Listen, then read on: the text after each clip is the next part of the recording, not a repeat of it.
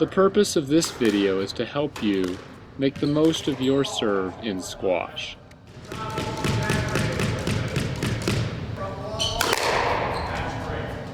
Many players seem satisfied to use their serve as little more than a chance to put the ball into play. They seldom practice it. In a match, they deliver their usual serve without even looking at their opponent's position on the court. They never think about which serve, delivered to which target, is likely to produce an error or weak return, or at least allow them to secure a good position for themselves in the T-zone by the time the return of the serve is being made. I have found it useful to identify 5 reads of a returner and 5 primary targets that go with them. The reads are derived from the body and/or court position the returner takes in preparation for the serve and any patterns of movement or shot production observed during play. A primary target refers to the desired location of the ball as it reaches the returner. Each primary target is associated with a secondary target, i.e., that place on the front wall the serve must hit to reach its primary target. The 5 primary targets are: 1. The high box, attacked with various speeds, up on the side wall, directly across from the position of the returner.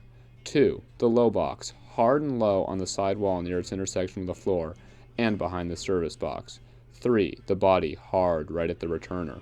4. The jammer, hard and high or hard and low on the side wall before it reaches the front line of the service box. And 5. The back wall, designed to pass out of reach over the returner and hit the back wall directly, close to the side wall, or as a surprise near the middle of the court. It helps to establish a mental and physical routine for the serve. First, check your opponent's position as you enter the service box with the ball. He may sit up differently on each side, and he may change his position during the match.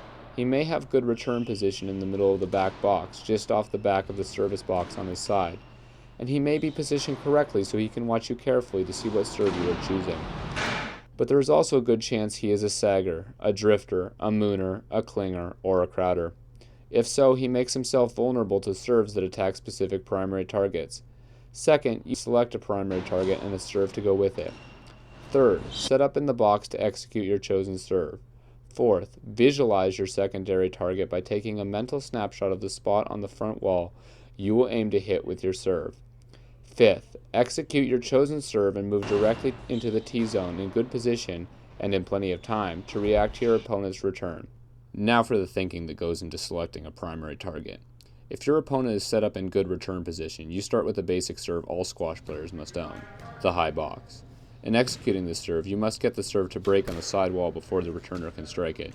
Your serve should be high enough so the returner must straighten her arm to execute the volley return. When the ball hits the side wall first, it changes speed and direction and leaves the returner little time and fewer options in making the return of the serve. A serve that breaks directly across from the returner's position in relation to the side wall will present her with a special challenge. The well-executed high box serve is safe and generally effective, but it is not always the best choice. Some opponents can attack it when it is less than perfectly delivered. Variety itself can keep an opponent off balance, and many players have easily identified weaknesses in reacting to serves delivered to non-high box targets. Your opponent may be a sagger, i.e. someone who hangs towards the back wall and/or the middle of the court in preparation for the return of the serve.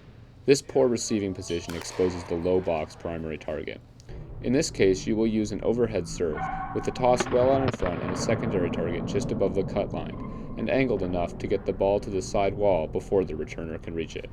A sagger, who effectively returns the high and low box serves, is likely to be a drifter, i.e. someone who moves towards the side wall as the serve is being delivered.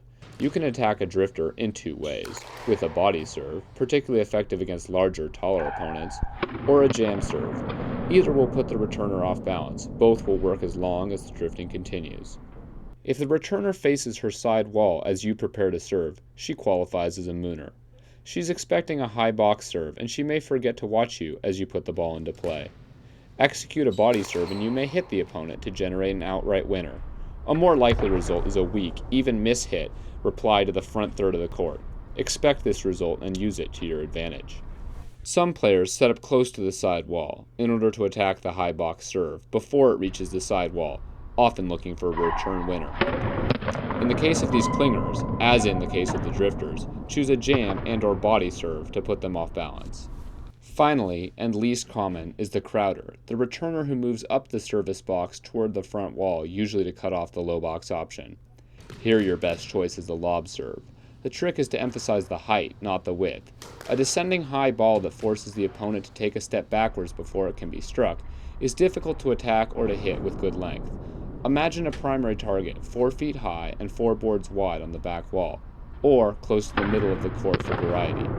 Choose a secondary target high on the front wall and hit the bottom of the ball with an open racket face and a follow-through that extends the racket to the primary target. Expect a short ball and have fun. As a match develops, use the results of serves and rallies to guide your decision-making process for the serve. Ask yourself questions. Does your opponent take good return position, or does she fall into one of the categories identified above? How does her approach to the return differ from one side to the other? Does your opponent have a killer return? Can you take it away with a different serve?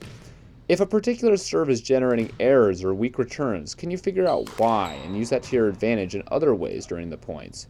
If a serve that was working before becomes a liability during a match, is it a result of a fluke, a forced winner, a failure on your part to anticipate a gettable return, or an adjustment by your opponent requiring a counter adjustment by you?